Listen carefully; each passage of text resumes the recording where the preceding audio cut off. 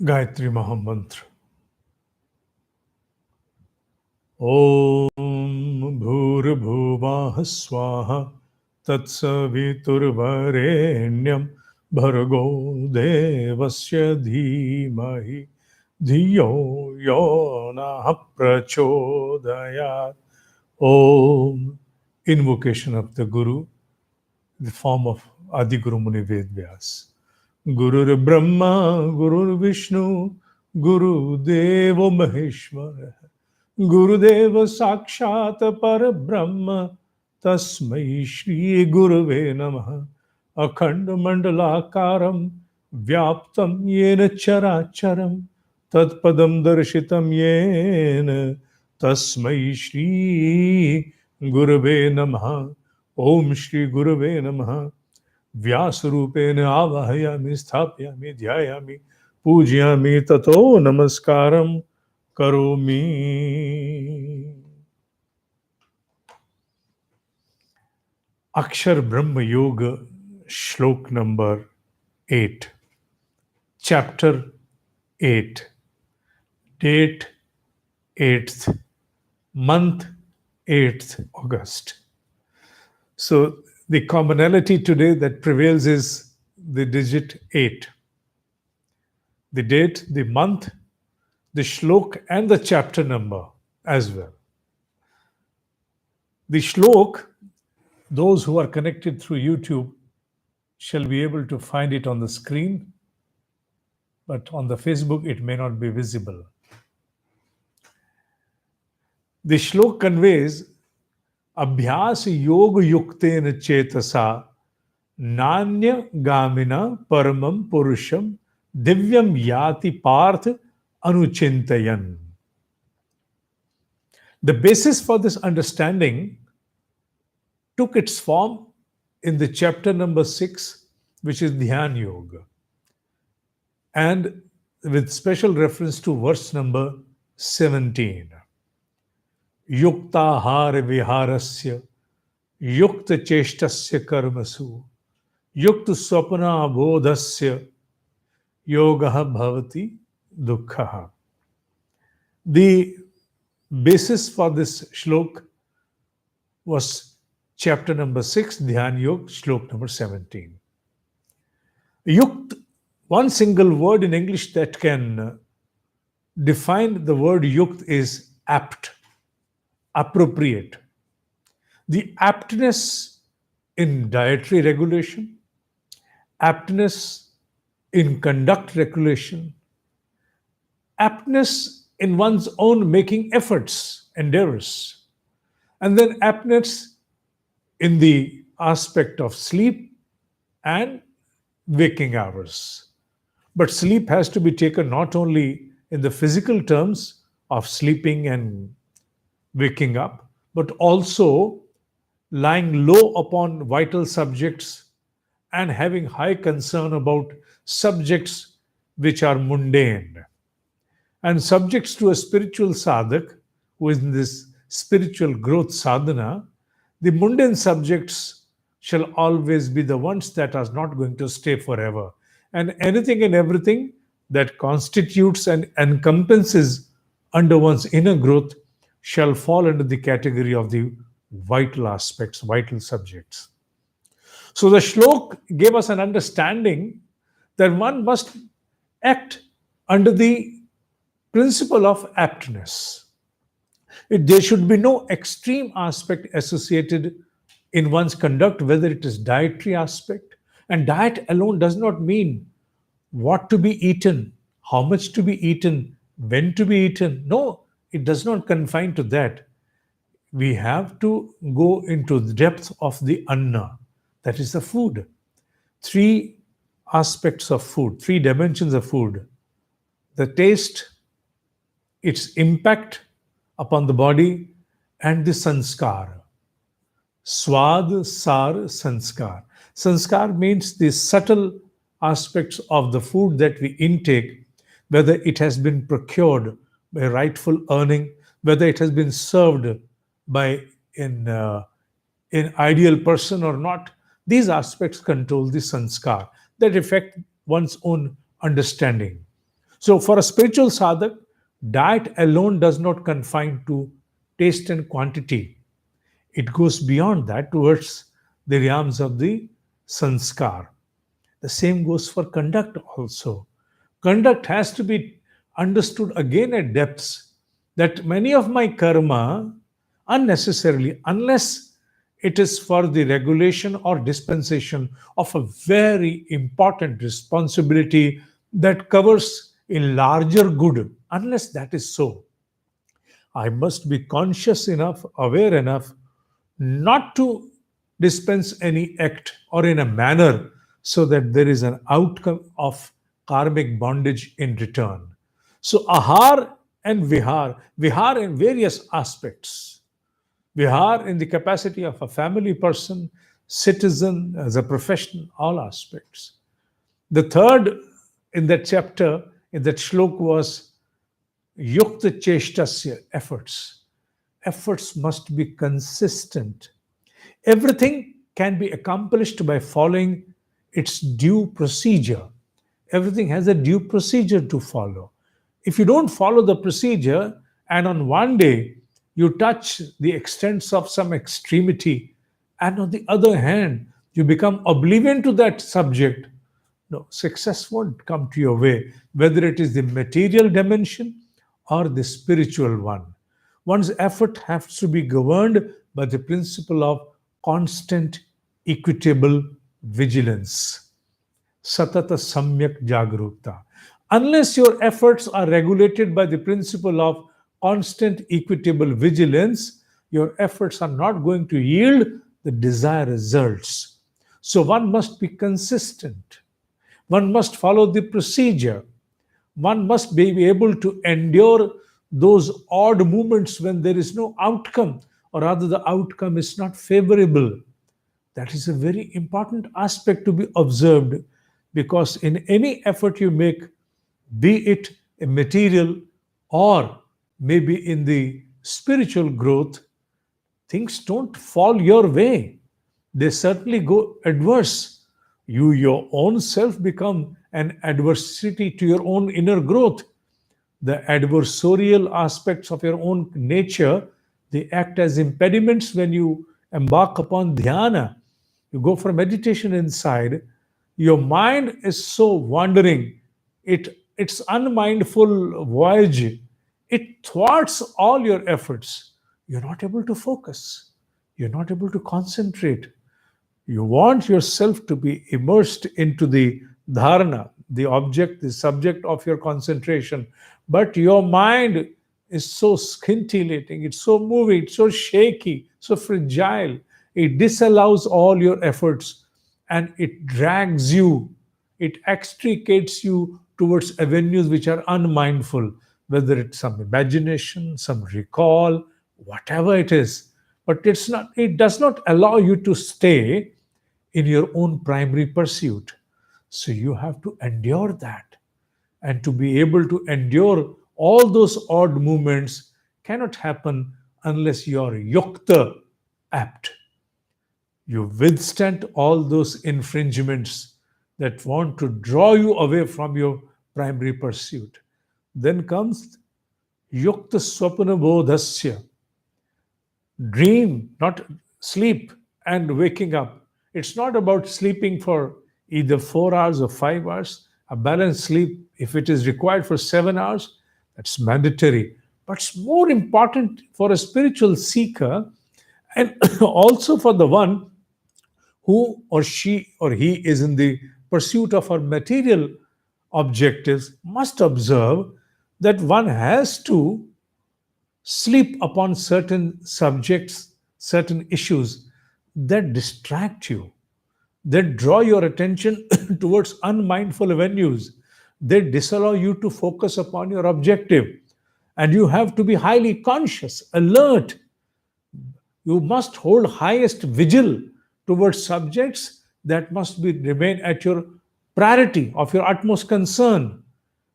Constant evaluation, constant assessment on regular basis of one's own conduct, one's own responses, one's own thinking patterns, or in other outside world about your material objectives, thinking about how the ongoings are, and keeping a regular, constant assessment upon them in such a manner that the change that must be brought in should be on dynamic basis. In a dynamic pattern, you should be able to rewire, reconstitute, remodify, amend, rearrange, plan again, or introduce a new strategy, whatever may be. It should be highly dynamic. Unless that is so, that kind of a vigil, swapana bodhasya, yukta swapana bodhasya, is not there, you shall not be able to succeed. You shall not be able to cherish your objective, your pursuit. So one must be able to deeply observe and understand that yukta, the apt response, that highest vigil which should be constant within me, an equitable vigil that should remain instilled within me in all aspects of my living, my life should be installed and installed with highest concerns. And that is what has been now furthered into another kind of an elaboration in this verse, which says, Abhyas Yoga Yukten. These are three words that constitute as one. Abhyas Yoga Yukten. Abhyas is efforts. Efforts, the mention of the word efforts means what? Practice and efforts. Let us take them as synonym. It means what? It means that something that you must accomplish does not exist. Something that you should accomplish cannot come your way in an easy manner. You have to slog for that. You have to struggle for that. You have to continuously put all into you in order to gain that stature which is now your objective, whether it is material plane or whether it is trying to focus within yourself upon the object or subject of your concentration. For example, in the spiritual pursuit, you are required to focus within the middle of your eyebrows over here, not up. Don't stretch your eyes up. The eyeballs must not be stretched upward, but to be brought in the middle. In the middle of the eyebrows, you're required to contemplate upon a small ball of fire, a ball of light like sun. You're supposed to observe that. You're supposed to contemplate upon that. Now the problem comes, there is no bulb there, there is no light there that exists. You have to contemplate. To be able to absorb this aspect that it does not exist, I must create it by my own imagination and contemplate upon that. That itself becomes a barrier for a meditator.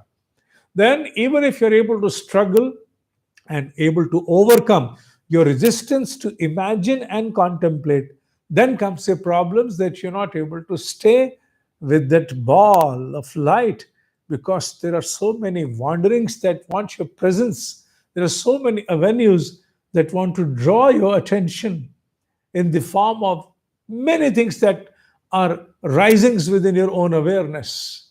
To be able to stall their distraction and to remain into that, focused into that particular subject of your concentration is not easy. That's why it is abhyas. That is why it is practice and efforts. Had it been so that, like a press of a button and things happen, there was no need to mention the word abhyas. It would be that you concentrate and the siddhi comes your way, the perfection is yours. No, you have to slog, you have to accept it under this curriculum of man making or spiritual evolution, Atmano Mokshat. You must accept that the curriculum has been devised in such a manner that lays down an establishment. Things are not going to fall the way you think. There are going to be obstacles, and you, your own self, your nature, the way it has been programmed, the way your propensities have gathered deep grounds, are going to disallow you to focus even. And unless you make your efforts with aptness, which I have described by taking a reference of shlok number 17 of the chapter number 6, Dhyana Yoga, you will not be able to succeed. That is why these three words ultimately convey the same essence. You will not gather your inner growth towards what? Yoga. Yoga means enjoyment of this infinitesimal entity with that macrocosmic one. That enjoyment is called as yoga. So abhyasa yoga yuktena. Unless the efforts are apt with aptness in all aspects of dietary, conduct, efforts, your being alert, vigil, including sleeping and waking up, etc., the yoga will not happen. Chetasa nanya gamina, unless you do this, this precedes. Chetasa, your mental plane, your seat of awareness shall not be stationary, it shall not settle, it shall not harmonize. Nanya gamina shall not thwart to other unmindful directions. You're supposed to be in a class listening to the teacher, whereas you become lost. Physically, you're present, your eyes are wide open, you're looking towards the teacher. At times, teacher may not be able to gather whether you are there or not, but at times the teacher can also make a mark. Are you here with me right now? It doesn't seem to be so. Your eyes are staring towards me, wide open, but yet my understanding conveys me that you are absent minded. You appear to be physically present with wide eyes open, but inside you're not here, you're elsewhere, which means that the ability to observe outside has been withdrawn by some avenue inside. Maybe recall of some occurrence which transpired yesterday or day before, or whatever it may be. There can be countless risings within your mind. So you may be distracted towards that. So, na anya gamina, do not go anywhere. Confine within your mental plane, only and only become absorbed with the subject or the object of your contemplation. Dharana. Unless that happens, dhyan won't happen. Paramam Purusham Divyam Yati Parth Anuchintayan. Anuchintayan. Chintayan means to ponder upon, to contemplate, to think. And Anu means constantly. You must have a constant awareness within yourself that the primary pursuit of my life is to emancipate. Yes, I am supposed to dispense all my professional responsibilities. I have my targets which have been assigned by my office to me. I have certain obligations assigned by my family towards me. I have certain obligations assigned by my citizenship, my citizenry, my nation towards me. As a society, also, I hold certain responsibilities that I must exercise. Whether shouldered directly or not shouldered, there are things which one has to certainly exercise. So, while in the exercise of one's all obligations, individuality is a multidimensional entity. It's an entity with dimensions that are attributed towards family, profession, society, nation, many more aspects, fraternity, network as well these days. And of course, the media in the form of social or whatever, regular media. So your awareness has to be fragmented and apportioned to all these avenues within yourself. All these have to be done justice with. Indeed, yes. But above all, you should not become oblivion by assigning your engagements of awareness into all these avenues. You should not become oblivion about your primary pursuit. At the back of your mind, it should become the background of your total awareness. Whatever you're doing, whatever you're thinking, whatever state of mind you're in, this must remain as a backdrop within you that the ultimate objective of my life is to emancipate. I have to touch the realms of Paramam Purusham. Paramam, the ultimate one. Purusham is an indication towards that divine entity, the ultimate one. It has been indicated here as Paramam Purusham. Divyam, Div root it constructs the word Divya. Div means one that lives and livens, one that is the source of all activity, alive. The life anywhere and everywhere it is, whether in the atomic constitution of a matter, even in the matter, there may not be life, but there is activity. Activity wherever, in whatever form is there, it owes its existence, its source to that Paramam Purusham. Paramam Purusham Divya Yati Parth. That is your objective, Parth. Parth. Why Parth? Why not Arjun? Why not Kante? Why not Gudakesh? It is Parth because the name of the mother of Arjuna before marriage was Pritha. Pritha means one who has absolute ability to discern and discriminate between subjects in a very perspicacious manner. One who can very well discern through far-sighted wisdom between the issues that are not going to stay and the subject that shall last forever, which means Nitya Anitya Bheda. So one who can discern the Nitya Anitya Bheda is Pritha, and Parth is the son of Pritha. So it is expected, it is sought, desired out of Arjuna. He should also, which Arjuna? The timeless Arjuna. Arjuna is not a character confined to some era. No, Arjuna enlivens timeless, in a timeless manner, through you, through me, and through all those people with abilities and dichotomy ridden in their life.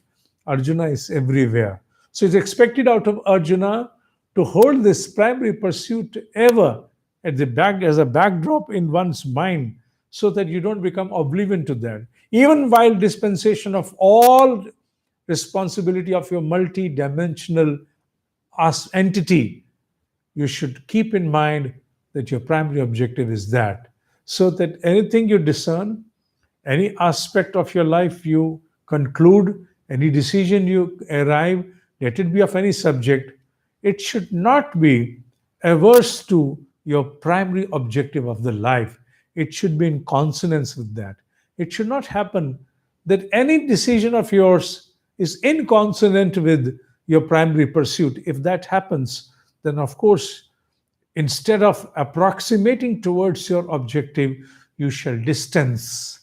So you should not be able to distance. That's a primary observation any Arjuna must observe. And that is the understanding this beautiful verse is bestowing by having the understanding drawn from a verse which was very well expressed in the chapter number 6 of Dhyan Yoga, Meditation Yoga. After this program, this live classroom, I'm going to make a mention of the link of that classroom, the chapter number 17 of verse 6. After 5 minutes, the class ends. Soon after that, I will make a mention in the description of this particular classroom. You can find the link there and must visit that, so that the today classroom gets complemented with the understanding that was well mentioned when the classroom was conducted upon that verse itself. Having said so, the live classroom of Srimad Bhagavad Gita is conducted on every second and last Sunday of the month at 9 a.m. Till the next classroom. Om Hi Satya Hai. Om Hi Satya Hai. Om Hi Satya Hai.